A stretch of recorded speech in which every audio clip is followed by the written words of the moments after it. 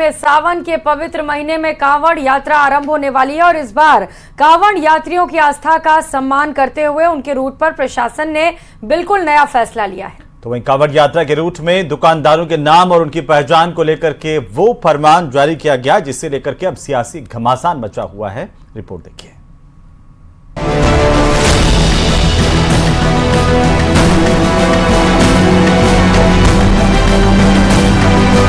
सावन के पवित्र महीने में कांवड़ यात्रा आरंभ होने वाली है और इस बार कांवड़ यात्रियों की आस्था का सम्मान करते हुए उनके रूट पर प्रशासन ने बिल्कुल नया फैसला लिया है। आरिफ फलवाला हो या शाह आलम पान की दुकान, कांवड़ रूट पर नया फरमान। बताना पड़ेगा दुकानदारों को असली नाम। आपका अरमान नाम। अरमान भाई कहाँ पर रहते हैं? अच्छा, क्या करते हैं आप यहाँ पर? होटल है अपना। ये आप ही का होटल है? किस नाम से होटल है ये? शिवा गोल्डन ढाबा।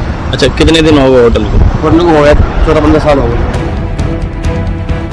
फलों की दुकान पर टके इन नाम के पर्चे से यूपी में बड़ा विवाद शुरू हो गया। 4 दिन बाद 22 जुलाई को शुरू होने वाली कांवड़ यात्रा को लेकर मुजफ्फरनगर प्रशासन के आदेश के बाद यहाँ दुकानों पर नए नामों के बोर्ड लगने शुरू हो गए। पुलिस ने कांवड़ रूट पर पड़ने वाले सभी दुकानदारों के लिए निर्देश जारी किया है। निर्देश में दुकानों पर उसके मालिक या फिर वहां काम करने वालों का नाम लिखने के निर्देश दिए गए हैं। ये निर्देश रेहड़ी और ठेलों पर फल बेचने वालों के लिए भी हैं। कांवड़ यात्रा में खान पान की दुकान, होटल, ढाबों पर मालिक का नाम लिखना जरूरी बताया गया है के अंदर ना रहे और ऐसी स्थिति ना उत्पन्न हो कि कहीं कोई आरोप प्रत्यारोप हो और बाद में कानून व्यवस्था की स्थिति उत्पन्न हो। इस आदेश पर न्यूज 18 इंडिया की टीम ने मुजफ्फरनगर समेत कई जिलों में जाकर रियलिटी टेस्ट किया। इसका सबसे ज्यादा असर मुस्लिम दुकानदारों को हो रहा है क्योंकि उन्हें डर है कि उनकी दुकानों और ठेलों पर अब असली नाम लगने से उनके कारोबार पर बड़ा असर पड़ेगा। बोगस से क्या नहीं होगा, बंदी हो जाएगा। कांवड़ में तो डेली लगने की नहीं फिलहाल, लेकिन जो फल खरीदेगा नाम देख के फल खरीदेगा। नाम देख के फल खरीदा होगा। गाँव कहने लगे मुसलमान है, नाम निसार है इनका। पुलिस आपके पास? नहीं, ये पुलिस तो ही नहीं थी, बस के गए थे मैं कि बोर्ड लगा लियो, हमने बनने दे रखा बोर्ड। हिंदू संगठनों का आरोप है कि मुस्लिम समुदाय के लोग हिंदू देवी देवताओं के नाम और फोटो लगाकर और हिंदू नाम रखकर ढाबे चला रहे हैं। हिंदू संगठनों के मुताबिक कांवड़ रूट पर मुस्लिम लोग अपनी पहचान छिपाकर खाने पीने की दुकान चलाते हैं और दुकान का नाम हिंदू देवी देवताओं के नाम पर रखते हैं। इस वजह से मुस्लिम दुकानदारों की बिक्री बढ़ जाती है, लेकिन असली पहचान नहीं होने की वजह से कांवड़िया और सनातन धर्म को मानने वाले लोग मुस्लिम की दुकान को वैष्णो ढाबा समझकर खाना खाते हैं। ऐसे में उनकी भावनाएं आहत हो सकती हैं। इसलिए किसी झगड़े और विवाद से बचने के लिए सभी मुस्लिम ढाबा संचालक को अपना नाम बाहर लिखना चाहिए। इसे लेकर राज्य मंत्री कपिल देव अग्रवाल ने मुजफ्फरनगर प्रशासन को आदेश दिया था कि कांवड़ मार्ग पर लगे मुस्लिम होटल और ढाबों के बाहर उनके मालिक का नाम स्पष्ट तौर पर लिखा होना चाहिए। किसी हिंदू मुस्लिम से जुड़ा हुआ विषय नहीं है। इसमें प्रशासन ने सिर्फ उस दुकानदार की व्यक्तिगत जानकारी मांगी है। दुकानदार अपनी दुकान के बाहर, वो ठेली वाला, वो ढाबे वाला हो, वो अपनी दुकान के बाहर स्पष्ट अपना नाम लिखे कि दुकान का मालिक कौन है। सबकी अपनी अपनी आस्थाएं हैं और उस आस्था के साथ कोई चोरी छुपावट या कोई उसमें झोल ना हो। अगर ऐसा होगा तो उसमें टकराव होने की गुंजाइश हम बहुत बार देखते हैं कि धार्मिक व्यवस्था में टकराव हो जाता है। उस टकराव से बचने के लिए पुलिस ने अगर इस तरीके का कोई आदेश भी दिया है तो उसमें क्या दिक्कत है? लिखना चाहिए दुकानदारों को अपना नाम। और नाम पता होने से स्थिति आदमी क्लियर हो जाएगी, क्योंकि आप देखें भाई बहुत सारी दुकानें हैं, रेस्टोरेंट है हाईवे के ऊपर, तो वहां पे अशुद्धि के साथ खाना भी बन रहा है, मीट भी बन रहा है या आपका चाय भी बन रही है, तो आदमी को पता होना चाहिए कि कहाँ क्या बन रहा है। इसमें कोई बुराई नहीं है। कांवड़ यात्रा के लिए मुजफ्फरनगर जिला काफी अहम है। कांवड़िए हरिद्वार से गंगा जल लेकर चलते हैं तो वो सबसे पहले मुजफ्फरनगर जनपद में दाखिल होते हैं। इस जिले से पूरे 240 किलोमीटर का कांवड़ रूट गुजरता है। मुजफ्फरनगर से होते हुए कांवड़िए हरियाणा, दिल्ली, राजस्थान और यूपी के अलग अलग जिलों में जाते हैं। गाजियाबाद, मेरठ और मुजफ्फरनगर को जोड़ने वाला कांवड़ यात्रा मार्ग 111 किलोमीटर का है। ये कांवड़ यात्रा मार्ग करीब 1 करोड़ श्रद्धालुओं के लिए है, जो हरिद्वार से गंगा जल लाकर यूपी, हरियाणा, राजस्थान, दिल्ली और मध्य प्रदेश के अलग अलग शहरों में और गांवों में वापस जाते हैं।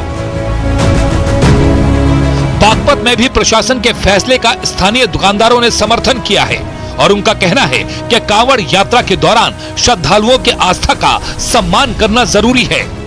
कोई कावड़िया है ना अब नाम पूछता है, ऐसा कुछ नहीं है जी। और हम है ना भाईचारे में मिलजुल के रहते हैं। और कावड़ तो है ना देखो साल भर में है ना हर दफे है ना चलती है। अच्छा हम है ना पूरा सहयोग करते हैं कावड़ियों का।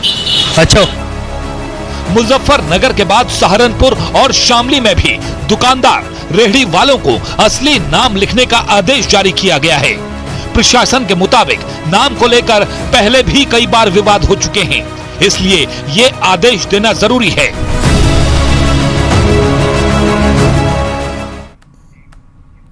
तो वहीं आखिरकार चंडीगढ़ डिब्रूगढ़ एक्सप्रेस ट्रेन हादसे का शिकार कैसे हो गई? इस हादसे के कारणों की असल वजह आखिर क्या रही? अचानक पटरी से ये डिब्बे डिरेल कैसे हुए? ये हादसा है या फिर इसके पीछे साजिश है? ये कई सवाल ऐसे हैं जिसके जवाब का इंतजार है और इसीलिए रेलवे ने एक जांच कमेटी का गठन भी किया है और जैसे ही रिपोर्ट सामने आएंगे खुलासा भी होगा। ये रिपोर्ट देखिए।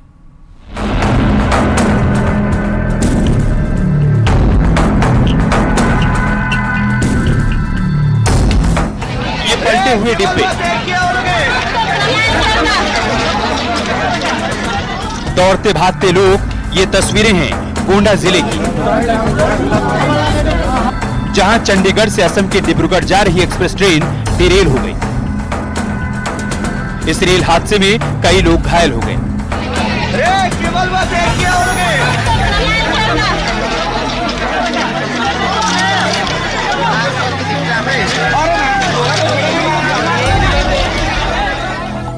हादसा दोपहर करीब 2:30 बजे के आसपास हुआ, जब अचानक ट्रेन के डिब्बे पटरी से उतर गए।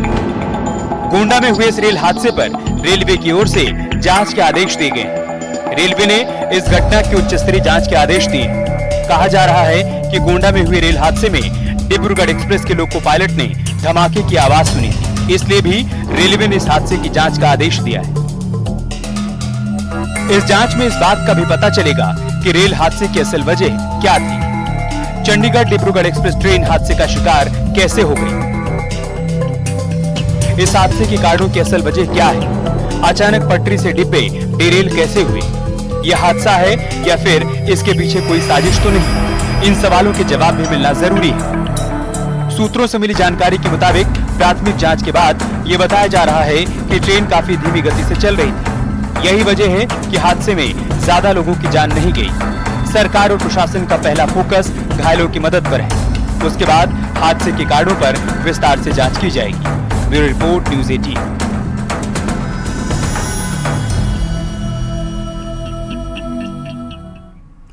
फिलहाल तो गोंडा में हादसे की शिकार हुई ट्रेन में बचाव और राहत काम खत्म हो गया है। बताया जा रहा है कि ट्रेन के 8 डिब्बे पटरी से नीचे उतर गए और इस हादसे में 2 लोगों के मारे जाने की खबर है। करीब 26 लोगों के घायल होने की जानकारी भी है। वहीं हादसे के वक्त इस तरह का मंजर था कि देखते ही देखते चारों तरफ चीख पुकार मच गई।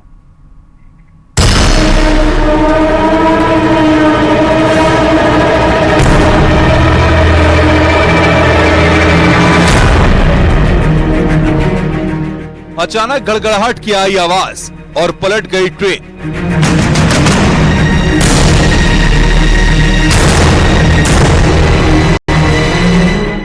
बीस से 25 सेकंड में सब उजड़ गया।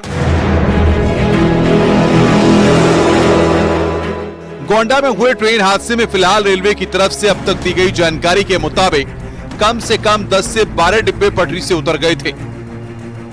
घटना के बाद ट्रेन में मौजूद लोगों में अफरा तफरी मच गई। सबसे पहले स्थानीय लोग ट्रेन हादसे का शिकार हुए यात्रियों की मदद के लिए पहुंचे। इसके बाद गोंडा प्रशासन और रेलवे लोगों तक राहत पहुंचाने के लिए सक्रिय हो गया। तेजी से राहत और बचाव का काम शुरू किया गया। घायलों को जल्द से जल्द नजदीकी अस्पतालों में ले जाया गया। 10-12 डब्बे पटरी से अलग हो गए हैं और 2 डिब्बे इसमें पलट गए हैं।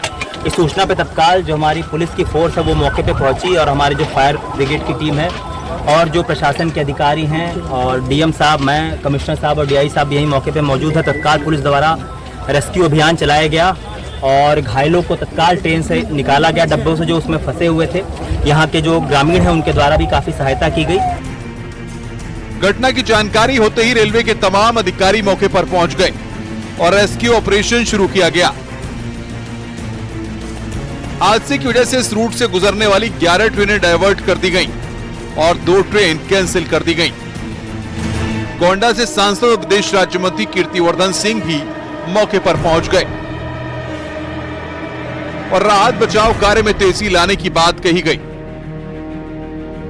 जो लोग चौके लोग हैं उनको अभी से ही अस्पताल CHC मनकापुर और गोंडा पहुंचाया जा चुका है। यहाँ पे सारे अधिकारी मौजूद है प्रशासन के। डीआरएम साहब आ रहे हैं। जो यहाँ यात्री गोरखपुर कटिहार की तरफ जा रहे थे उनके लिए RTO से बात करके बसों का प्रबंध कराया जा चुका है। उनको हम लोग मनकापुर तक स्टेशन तक पहुँचाने का कार्य है। हादसे में बाल बाल बचे एक यात्री ने बताया कि हम लोग लेटे हुए थे और तभी अचानक जोर की आवाज आई और कुछ ही सेकंड बाद चीख पुकार मच गई। किसी तरह बाहर निकलकर देखा तो ट्रेन पलट चुकी थी। डिब्बे बेपटरी हो चुके थे। गनीमत रही कि हमारी जान बच गई। बाल बाल बच गया।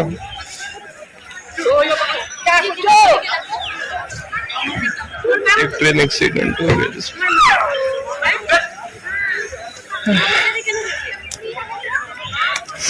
घबराइएगा नहीं, मैं सही सलामत हूँ। आप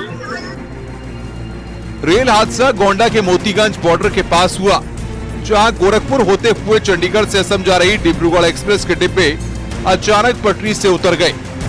हादसा इतना भीषण था कि पटरी भी उखड़ गई और कई यात्री डिब्बों के अंदर ही फंस गए थे, जिन्हें बड़ी मुश्किल से ट्रेन से बाहर निकाला गया।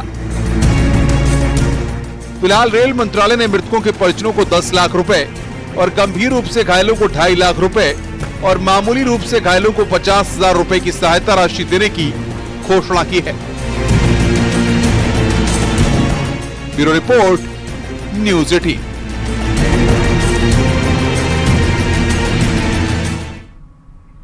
तो वहीं प्रधानमंत्री नरेंद्र मोदी बीजेपी मुख्यालय आज पहुंचे, जहां पर बीजेपी अध्यक्ष जेपी नड्डा ने उनका जोरदार स्वागत किया।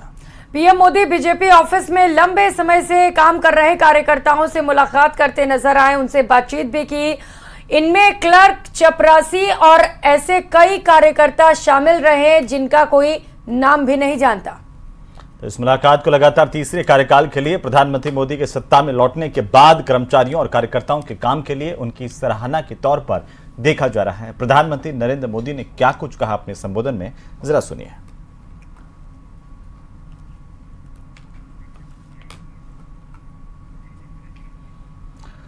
तो भारतीय जनता पार्टी के दफ्तर प्रधानमंत्री नरेंद्र मोदी पहुंचे थे। वहां पर कार्यकर्ताओं से, कर्मचारियों से उन्होंने बात की, उनके मन की बात को जाना।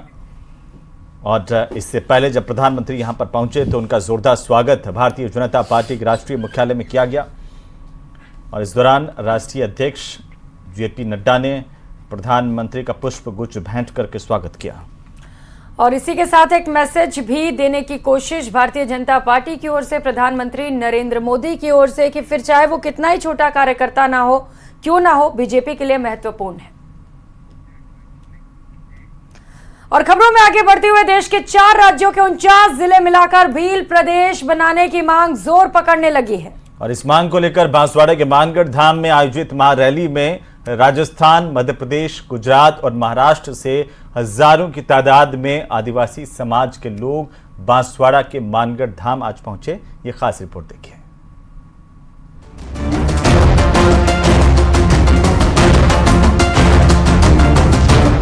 राजस्थान सहित मध्य प्रदेश, गुजरात और महाराष्ट्र से लाखों की संख्या में भील समाज के लोग बांसवाड़ा में इकट्ठा हुए। जिले के ऐतिहासिक मानगढ़ धाम पर भील प्रदेश मुक्ति मोर्चा ने सांस्कृतिक महारैली का आयोजन किया। अलग भील प्रदेश बनाने को लेकर जय जोहार और जय भील प्रदेश का जयकारा लगाते हुए हुंकार भरे। हर साल मानगढ़ धाम पर भील प्रदेश की मांग और जनसंख्या के अनुपात में आरक्षण सहित कई मुद्दों को लेकर भील प्रदेश सांस्कृतिक महारैली का आयोजन होता है। इस रैली में कई सांसद विधायक भी शामिल हुए। सभा स्थल पर पहुंचने के लिए सुबह से ही लोग पहुंचने लगे, जिससे किलोमीटर तक वाहनों और लोगों की लंबी कतारें तक लग गई। दरअसल मानगढ़ धाम आदिवासियों का तीर्थ स्थल है और राजस्थान सरकार भील प्रदेश की मांग पहले ही खारिज कर चुकी है। बांसवाड़ा से भारत आदिवासी पार्टी के सांसद राजकुमार रोत ने कहा कि भील प्रदेश की मांग नई नहीं है, बीएपी पुरजोर तरीके से यह मांग उठा रही है। वहीं भील प्रदेश की मांग और जाति के आधार पर अलग प्रदेश की मांग को गलत बताया। ये जाति के आधार पर राज्य बनना ठीक नहीं है, क्योंकि आज एक जाति मांगेगी तो कल दूसरी जाति मांगेगी। जाति आधार पर कोई राज्य बनता नहीं और न बनना चाहिए, क्योंकि हम सामाजिक समरसता की बात करते हैं, सभी समाजों को साथ लेकर के और देश और प्रदेश को आगे बढ़ना चाहते हैं। ये 70 साल के अंदर कांग्रेस ने केवल और केवल वोट बैंक की राजनीति की है। इन आदिवासियों के लिए कुछ भी नहीं किया। आदिवासियों के लिए इनका मुख्य प्रधानमंत्री ने भी माना कि हम जो योजना बनाकर धरातल पर भेजते हैं, 1 रुपया भेजते हैं और 15 पैसा धरातल पर पहुंचता है, तो प्रदेश कोई भी बने नहीं बने उससे कोई लेना देना नहीं है। जब तक आदिवासियों का धरातल पर ये योजना नहीं पहुंचेगी, उनका भला नहीं होगा, तो प्रदेश बनाने से कोई फायदा नहीं होगा। जनजाति समाज सनातन धर्म संस्कृति परंपरा का अभिन्न अंग है, लेकिन ये भ्रामक भ्रमजाल फैलाकर वहां पहुंचे हैं और विशुद्ध रूप से एक राजनीतिक रचना के तहत पहुंचे हैं। ये बहुत जल्दी अपने एजेंडे को लेकर असफल होने वाले हैं। ये भ्रामक हैं, केवल राजनीति के लिए गए हैं और केवल एक संगठन है, वहां जनजाति समाज नहीं गया। जनजाति समाज आज भी धर्म संस्कृति परंपरा और संविधान को मानने वाला है। वहीं कांग्रेस ने भी जातिगत जनगणना की मांग का समर्थन किया है। आदिवासी क्षेत्र की मांग क्या है? विशेष मांग, जनसंख्या के आधार पर आरक्षण मिलना चाहिए। टीएसपी एरिया में ये कब से बरसों से मांग चल रही है, लेकिन नहीं हुई ये मांग। अधिकारी भी हमारे बैठे हुए हैं, टीएडी कमिश्नर भी आए हुए होंगे, विभाग के आए होंगे, लेकिन यह प्रस्ताव नहीं भेजते हैं कि वहां की क्षेत्र की समस्या क्या है, वहां का युवा क्या चाहता है। प्रशासनिक सेवा में एसटी को राज्य का 12% आरक्षण मिलता है, उसमें से टीएसपी को पृथक से हमारी मांग है कि 6% आरक्षण हमको अलग से दिया जाए। क्यों दिया जाए? इसलिए दिया जाए कि हम वहां पर गरीब हैं।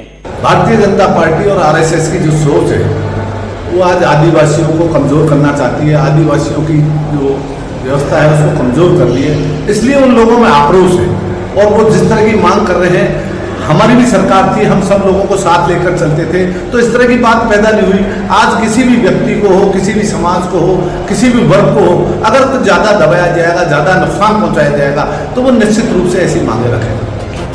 फिलहाल बीजेपी इसे समाज को तोड़ने के लिए सोची समझी साजिश बता रही है, तो कांग्रेस इसको अपना समर्थन दे रही है। Bureau report, news 18 Rajasthan. और अब बात एक ऐसी महामारी की जो भारत समेत पूरी दुनिया में फैलती चली जा रही है और इसका इलाज किसी को नहीं मिल रहा है। इसका नाम है रील और इस रील से जिन लोगों ने अपनी पहचान बनाई, अब वही रील की सनक इनकी जान ले रहा है।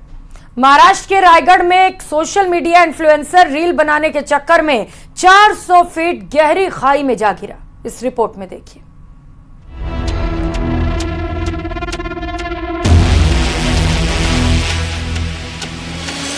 सोशल मीडिया की लत और रील्स बनाने का नशा बड़ी महामारी बन चुका है। चंद सेकंड की रील्स बनाकर उस पर लाइक्स और कमेंट के लिए आज कोई भी कुछ भी करने को तैयार है। अब इसमें जान भी चली जाए तो भी ये बीमारी कम होने का नाम नहीं ले रही।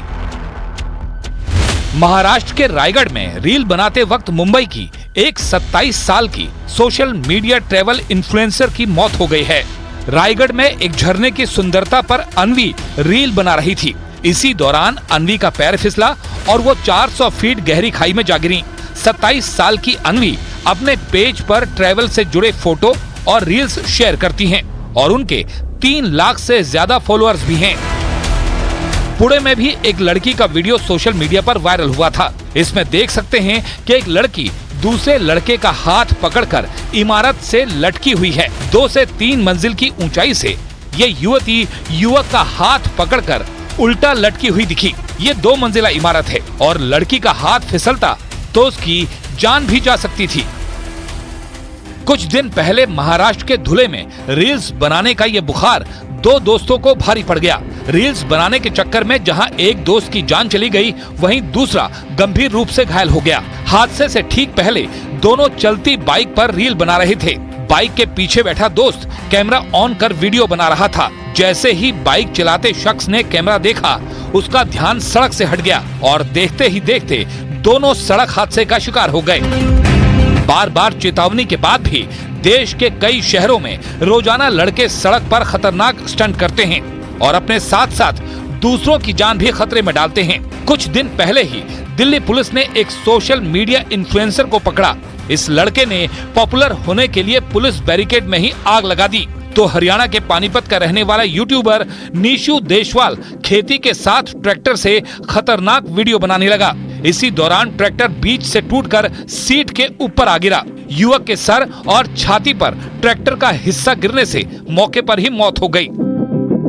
पिछले साल कानपुर में एक दुकान पर एक गैस सिलेंडर में आग लगी थी और उसमें होने वाले विस्फोट की रील्स बनाने के लिए 2 लड़के आग के 500 मीटर नजदीक तक पहुंच गए। सिलेंडर में लगी आग बुझाने की जगह दोनों रील्स बनाने लगे और अचानक तेज धमाका हो गया और सिलेंडर का एक टुकड़ा रील बनाने वाले लड़के के सर में जा घुसा। उसकी मौके पर ही मौत हो गई। हादसे में 4 लोग भी घायल हुए। रील्स बनाने वाले क्रिएटर्स ये सोचते हैं कि उनकी रील्स की वजह से उनके फॉलोअर्स लाखों में पहुंच जाएंगे और उन्हें भी हजारों रुपए की कमाई होने लगेगी।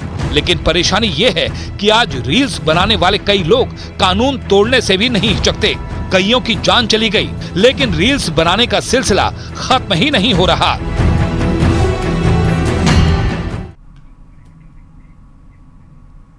और इस बुलेटिन में फिलहाल इतना ही। हमें दीजिए अनुमति। नमस्कार।